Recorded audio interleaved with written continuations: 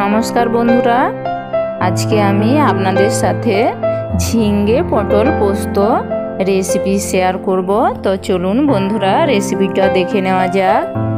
আমি পরিমাণ মতো পটল ও ঝিঙে খোসা ছাড়িয়ে পরিষ্কার করে ধুয়ে গোল করে কেটে রেখেছি।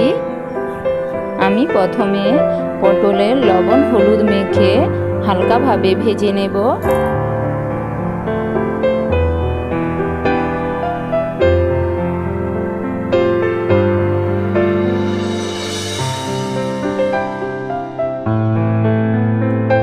পটল হালকা ভাজা হয়ে গেলে এবার আমি এর মধ্যে কেটে রাখা ঝিঙেগুলো দিয়ে আরও 2 মিনিটের মতো নেড়ে চেড়ে ভাজা করে নেব।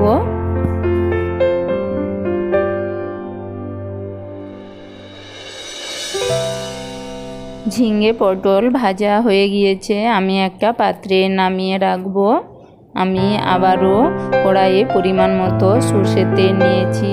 গরম তেলে আমি সামান্য পরিমাণ 5 ফোড়ন ও 1 চিমটে হলুদ গুঁড়ো দিয়ে বেটে রাখা আদা বাটা আমি হালকাভাবে ভেজে নেব।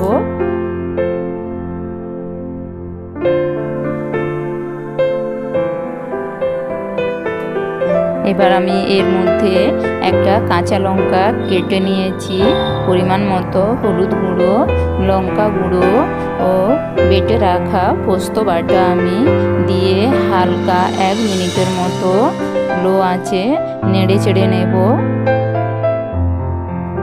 সামান্য পরিমাণ পোস্ত বাটার জল অ্যাড করব।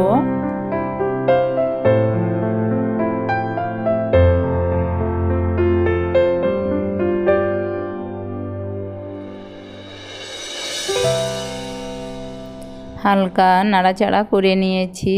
এবার আমি ভেজে রাখা পটল ও ঝিঙেগুলো পোস্তর মধ্যে দিয়ে আমি ভালোভাবে কষে নেব। আমি পরিমাণ মতো লবণ অ্যাড করব।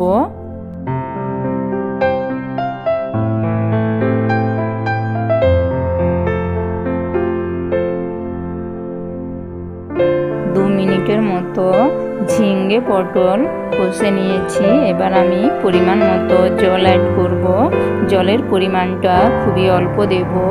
হালকা নাড়াচাড়া করে আমি 5 মিনিটের মতো ঢেকে দেব। গ্যাসের আঁচটা আমি লো ফ্লেমে রাখবো।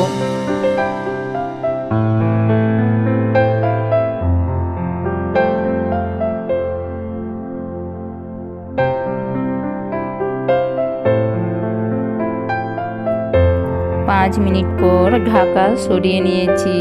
ঝিঙে পটল পোস্ত রান্না হয়ে গিয়েছে। আমি হালকা নাড়াচাড়া করে এর মধ্যে আমি সামান্য পরিমাণ কাঁচা সরষের তেল অ্যাড করব।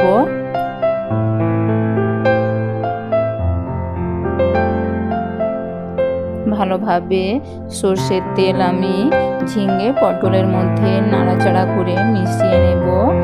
আমার পটল ঝিঙে পোস্ত রেডি হয়ে গিয়েছে। আমি একটা পাত্রে নামিয়ে আপনাদের দেখাচ্ছি।